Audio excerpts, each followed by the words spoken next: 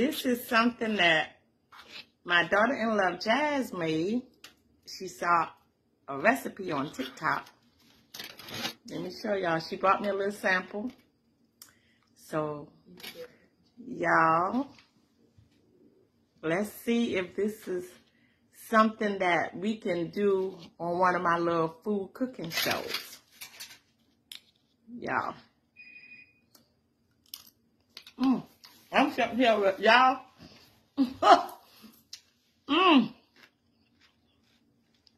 Y'all.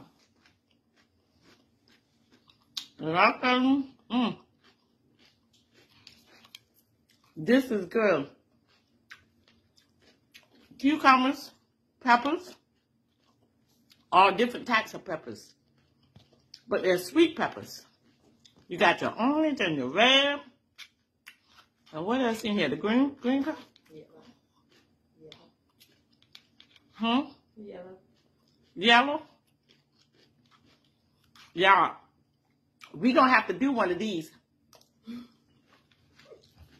Jazz, give a thumbs up. We definitely gonna have to do this. Good for the summertime, so you can eat light.